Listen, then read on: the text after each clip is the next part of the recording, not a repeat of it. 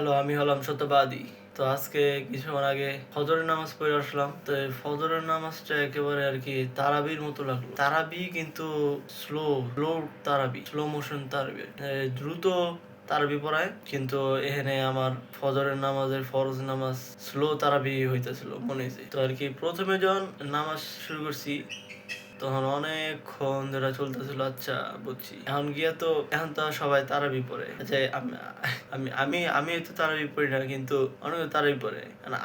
আমি তারাবি না পড়ে যদি আমার এই অবস্থা, আমি আমি এতক্ষণ দাঁড়িয়ে আছি না, মানে ঘুমাইতো ভাই, ঘুমাইতো। আমি তো এমন, মানে আমি ঘুমে পড়ে যেতেছি। এই যে আমি এমন করতেছিল এমন হইতেছিল আমার সাথে। এমন হইতেছিল। আমি জানি না অন্য মানুষের কি হইতেছিল, কিন্তু আমার সাথে এমন হইতেছিল। তো আচ্ছা, অনেকক্ষণ ধরে দাঁড়ায় তারপরে গিয়ে আল্লাহু আকবার বললো, রুকুতে যাবো। যখন রুকুতে যাবো তখনই সবাই কাশা শুরু করছে। সবাই কাশা শুরু করছে। তখন আমার পিছনে কাতার থেকে একজন এই ঘোড়া ঘোড়ার মতো কাটা শুরু করছে। আমি কাটাটা শুনেই বুঝছি যে এটা আমার আব্বা।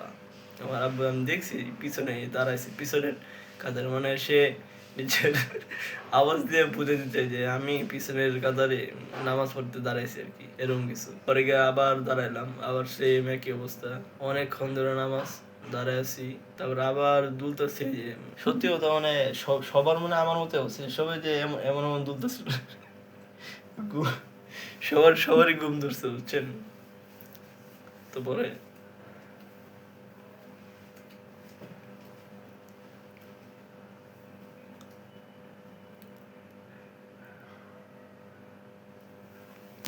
আব্বা, আপনি ঢুকলেন কেন?